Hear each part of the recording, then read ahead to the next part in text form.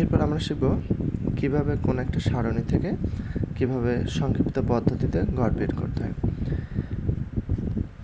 এখানে আমাদের প্রদত্ত একটা গণসংখ্যা নির্ভরশীল সারণী দেওয়া আছে, তাহলে এই সারণী থেকে আমরা কিভাবে সংক্ষিপ্ত পদ্ধতিতে গড় বের করতে পারি।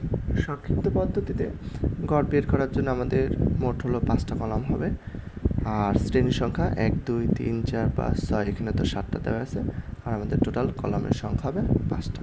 তাহলে আমরা এটা এঁকে ফেলি।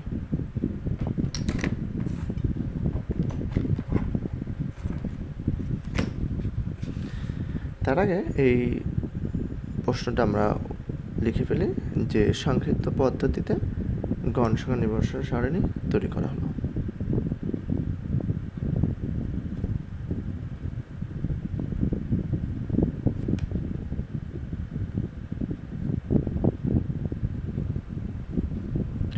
আমাদের সংক্ষিপ্ত পদ্ধতিতে গড় নির্ণয় করা হলো।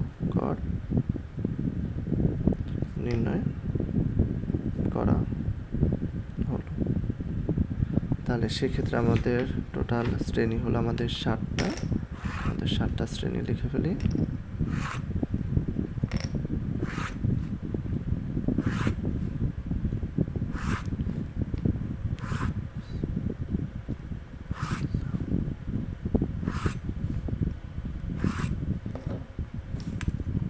আমাদের শ্রেণী 7টা হয়ে গেছে। এরপর হলো আমাদের কলাম হলো 5টা। প্রথম কলাম যেটা, সেটাকে আমরা শ্রেণী ব্যাপ্তি বা শ্রেণী ব্যবধান ধরি। তারপরের যে কলামটা সেটা হলো আমাদের শ্রেণী মধ্যমান। তারপরে কলামটা হলো আমাদের গণসংখ্যা। তারপরেরটা হলো আমাদের ধাপবিচ্যুতি।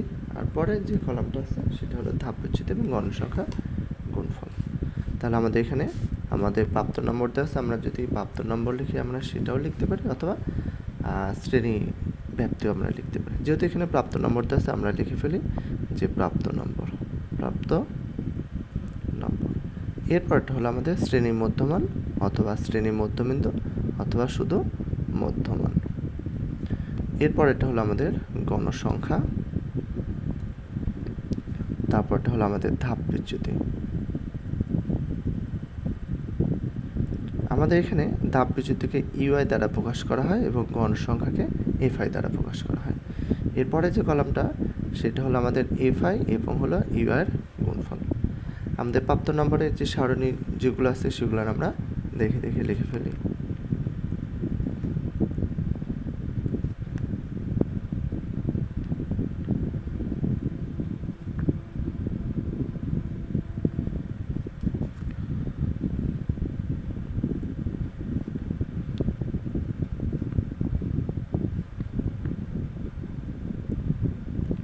এরপর আমাদের গণসংখ্যা সারণী যেটাতে আছে সেটা আমরা লিখে ফেলি। গণসংখ্যা হলো আমাদের প্রথমে 4, তারপর 11, তারপর 13, তারপর 19, তারপর হলো আমাদের 8 এবং তারপর হলো আমাদের 5। এরপর আমাদের যে মধ্যমানটা আছে আমরা মধ্যমান বের করি। যে কোনো সারণীর মধ্যমান বের করার নিয়ম হলো আমাদের নিম্ন সীমা এবং উচ্চ সীমা দুইটা যোগ করে 2 দ্বারা ভাগ। তাহলে এখানে হলো আমাদের 44 প্লাসের হলো 48, দুইটা যোগ করলে যেটা হবে সেই যোগফলকে আমরা 2 দ্বারা যদি ভাগ করে ফেলি তাহলে আমাদের মধ্যমান বের হয় 44, এবং হলো 48 যোগ করে 2 দ্বারা ভাগ করে ফেললে আমাদের হয় 46 বা 46। এরপর আমাদের 49 এবং হলো 49 এবং 53 যোগ 49 যোগ হলো 53 যোগ করে হয় আমাদের 102। এই 102কে 2 দ্বারা ভাগ করলে হয় আমাদের 51। তাহলে 51। এখন দেখো আমরা এই দুইটা যদি বের করতে পারি, আর পরেরগুলো আমাদের যেহেতু 5 করে ব্যবধান বাড়ে, তাহলে পরেরগুলো আমরা এইভাবে লিখতে পারি, যেরকম 46, তারপর 51, তারপরটা হবে আমাদের 5 বাড়লে 56, তারপরটা আরও 5 বাড়লে হলো আমাদের 71, আরও 5 যদি এটা থেকে বাড়ে তাহলে 76, আরও 5 যদি বাড়ে তাহলে আমাদের এটা 70, এখানে আমি একটু ভুল করেছি, এখানে 71 হবে না, এখানে হলো 61, আর এটা হবে আমাদের 66, এবং এর সাথে আরও যদি 5 বেড়ে যায় তাহলে আমাদের সেক্ষেত্রে 71। এরপর আমাদের ধাপ বিচ্যুতি আমাদের যখন আমরা বের করবো তখন আমাদের এখানে কয়টা শ্রেণী আছে সেটা গুনে নিব 1 2 3 4 5 6 আমাদের হলো এখানে টোটাল হলো আমাদের 6টা শ্রেণী আছে। তাহলে 6টা যদি শ্রেণী থাকে তাহলে আমাদের মাঝামাঝি হলো 2টা শ্রেণী হয়। তাহলে মাঝামাঝি 2টা শ্রেণীর মধ্যে যে এখানে গণসংখ্যাটা বেশি, এখানে যদি আমরা দেখি এখানে গণসংখ্যা 13 এবং এখানে গণসংখ্যা হলো 19। তাহলে যে গণসংখ্যাটা বেশি সেটাকে আমরা 0 ধরবো এবং উপরের দিকে যদি হয় উপরের দিকে হলো আমাদের -1 -2 -3 অর্থাৎ মাইনাস এক এক করে বাড়তে থাকবে। আর নিচের দিকে হলো আমাদের +1 +2 এভাবে আমাদের নিচের দিকে 1 2 3 4 এভাবে যেতে থাকবে। যদি এখানে হলো আমাদের 6টা না হয়ে যদি আমাদের 5টা হইতো তাহলে আমাদের যে গণসংখ্যাটা ঠিক মাঝামাঝি অবস্থায় হতো সেই সংখ্যাকে আমরা কী করতাম 0 ধরতাম। এরপর আমাদের এখানে f1 এবং হলো fi এবং হলো u এর গুণফল অর্থাৎ গণসংখ্যা এবং হলো ধাপ বিচ্যুতির গুণফল।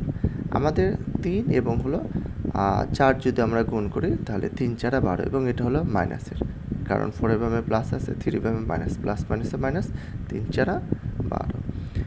11কে যদি আমরা 2 দ্বারা গুণ করি তাহলে এটা বামে মাইনাস, এটা বামে প্লাস, প্লাস মাইনাসে মাইনাস, 11 2 22। 13 দিয়ে যদি 1কে গুণ করি 13 বামে প্লাস, এটা বামে মাইনাস, প্লাস মাইনাসে মাইনাস, 13কে 13। এরপর আমরা 0 দিয়ে যদি 19কে গুণ করি তাহলে 0 হয়। 8 দিয়ে যদি আমরা 1কে গুণ করি 8 একে 8, 2 দিয়ে যদি 5কে গুণ করি 5 2 10। এখন এই ক্ষেত্রে আমাদের এখানে যেটা করতে হবে এটা হলো আমাদের সামেশন বের করতে হবে। সামেশন fi এবং হলো ui, সামেশন fi এবং হলো ui এর মান অর্থাৎ এখানে আমরা যদি একটু খেয়াল করি এখানে -12 -22 -13 তাহলে সবগুলো হলো আমাদের মাইনাস। তাহলে আমরা লিখতে পারি মাইনাসের হলো 12 মাইনাসের 22 মাইনাসের 13। তাহলে সবগুলো যদি আমরা বের করি তাহলে আমাদের হয় 47। তাহলে এখানে আমাদের হয়ে গেল -47। আর আমাদের 8 দুইটা যদি যোগ করি তাহলে 8 প্লাসের হলো 10 ইকুয়াল হলো 18। তাহলে আমরা -47 থেকে যদি আমরা +18 বাদ দিই তাহলে সেক্ষেত্রে আমাদের -29। এই ফলাফলটা আমরা একবারও করতে পারি। কিভাবে? এখানে যে সংখ্যাগুলো দেওয়া আছে হুবহু আমরা ক্যালকুলেটর হিসেবে উঠাবো, তাহলে আমাদের সরাসরি আমরা যদি ক্যালকুলেশনে সমান দিই তাহলে আমাদের সেই ফলাফলটা চলে আসবে। যেমন আমি দেখাই যে এখানে -12 আছে, যে চিহ্নটা আছে সেই চিহ্ন সহকারে লিখতে হবে। মাইনাসের হলো 12, তারপর মাইনাসের হলো 22, মাইনাসের হলো 13, তারপর হলো আমাদের 0, তারপর আমাদের 8 অর্থাৎ প্লাসের 8, তারপর প্লাসের হলো 10 ইকুয়াল হলো -20। এই ফলাফলটা আমরা একবারও করতে পারি। তারপরে এখানে আমাদের মোট গণসংখ্যা n সমান আমাদের সব গণসংখ্যা আমরা যোগ করে যেটা হবে সেটা হলো গণসংখ্যার টোটাল যোগফল। অর্থাৎ এখানে আমাদের 4 + 11 + 13 + 19 + 8 + 5 ইকুয়াল হলো আমাদের 60। তাহলে মোট গণসংখ্যা হলো 60। এখন আমাদের বের করতে হবে সংক্ষিপ্ত গড়। সংক্ষিপ্ত গড়ের ক্ষেত্রে আমাদের গাণিতিক গড়ের ক্ষেত্রে যে সূত্রটা আছে আর সংক্ষিপ্ত গড়ের ক্ষেত্রে যে সূত্রটা একটু ভিন্ন। তাহলে আমরা লিখতে পারি সুতরাং সংক্ষিপ্ত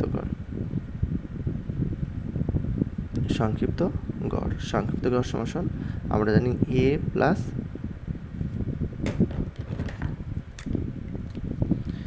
প্লাস সামেশন fi ui/n গুণন হলো h। এখানে একে বলা হয় অনুমিত গড়, অর্থাৎ আমরা ধাপ বিচ্যুতি যেটা ধরছি সেই 0 যে মধ্যমান এই মধ্যমানকে হলো আমাদের এ বলা হয়।